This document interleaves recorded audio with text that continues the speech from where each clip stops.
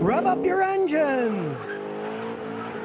C. Griff says, hey, Scotty, how come car makers these days have low quality? Call it capitalism. They want to make a profit. They cut everything they possibly can to make a profit. Now, they pay the mechanics at the dealerships less. They're paying the people who make the cars less.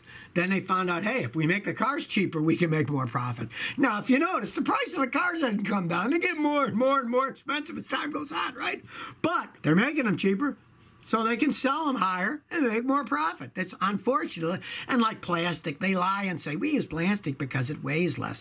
Well, I mean, the weight differential isn't that much to make that much difference. You take an intake manifold on a car. If it's made out of cast aluminum, it weighs so much. If it's made out of plastic, it weighs a tiny bit less, but the plastic has to be so thick so that it doesn't warp, that it doesn't weigh all that much less.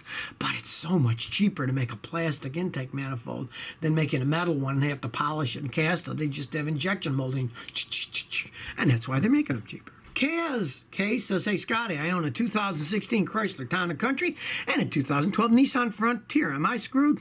Well, probably with the Town & Country, but hey, here's the thing. I always tell people the truth about stuff. You already own them, right?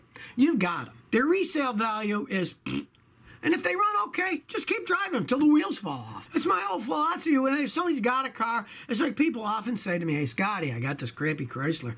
I want to get rid of it, but I owe too much money. And I say, you owe too much money. You're going to lose so much money getting rid of it. You might as well just try to drive the thing as long as you can. Because if you got to get rid of a car and you're going to lose $5,000 to $10,000, you might as well just drive the stupid thing. Just never buy another one.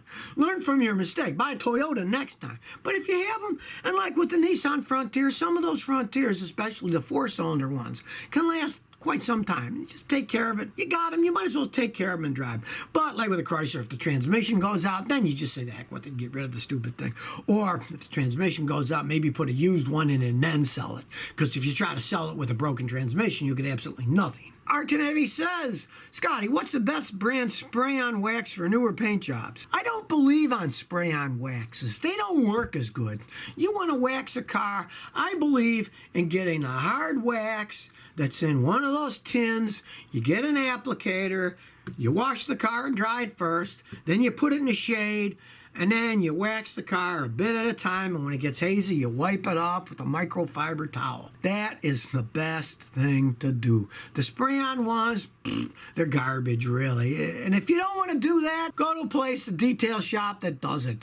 And take my advice. If they're not using the can, give them a can of the stuff and say, use this to wax my car. They don't care. They'll use your can. Less material for them to use. Herb says, hey, Scotty, what's a good cabin air filter for a 2016 F-150? Okay, if you really like cabin air filters to filter, get the ones that have activated carbon in them and charcoal. You'll see that they're black or a little tinted, a little bit black.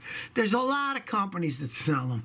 My advice is go online and look at them, because at the auto parts stores, they rip you off. I've seen them that they want 20-something bucks, and you go online, you can get them for $9. Just go to Amazon and put activated carbon air filters, then look at them, read the reviews. That's what I always tell people to do, because they certainly don't cost much to make. Those things probably cost 15 cents to make.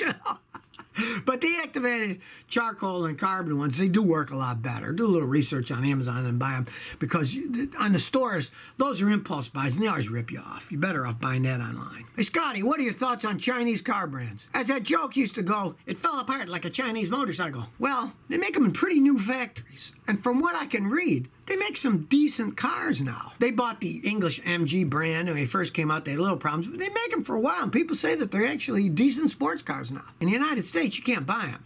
Buy them other places, but not in the United States. I imagine they'll start importing them in the United States at some point in time, unless Donald Trump tries to block them or something. And I've got fans overseas that buy them in other countries, and they say they're pretty happy with them. So, since they're newer factories, who knows? They could be making them perfectly fine. You know, they don't sell them here yet. If they start selling them here, yeah, I'll try them out and see what they're like over here, but they don't sell them here yet in the United States. So if you never want to miss another one of my new car repair videos, remember to ring that bell.